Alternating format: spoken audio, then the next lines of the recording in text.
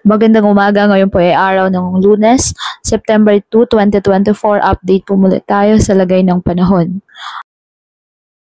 Bagyong Enteng bahagyang lumakas at maaari po at posibleng maglandfall sa bahagi ng Catanduanes, Albay area sa susunod na 12 oras. Taglay ng bagyo ang lakas ng hangin na 55 km per hour malapit sa sentro at buso ng hangin na aabot sa 70 km per hour at kumikilos pakanluran.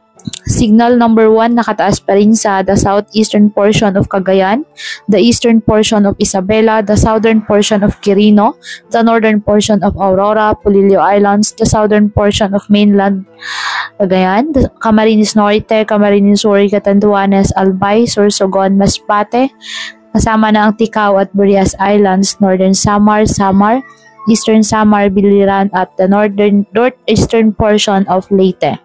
Simula po sa araw ng Martes hanggang Miyerkules, inaasang lilihas ang bagyong Enteng pakanluran, hilagang kanluran, pagkatapos ay pakanluran habang bumabagal sa Luzon. At hindi po inalis ang posibilidad na maglandfall sa bahagi ng Northern Luzon o Babuyan Islands. Inaasang lilis ito ng higit pakanluran, hilagang kanluran pagsapit ng Huwebes at sa mga susunod na araw. Inaasahang magiging isang tropical storm ang bagyong Enteng at mananatili itong nasa kategoryang ito hanggang madaling araw ng Miyerkules. Kaya patuloy po natin na pinag-iingat ang ating mga kababayan sa banta po ng mga pagbaha at pagguho ng lupa, lalo na kapag may malalakas na ulan, at ugaliin po na magdala palagi ng payong o kahit anong panangga sa ulan sa tuwing lalabas ng ating mga tahanan.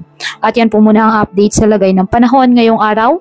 Muli patuloy po tayo na mag-ingat at palaging tandaan, God loves you. Stay safe and God bless.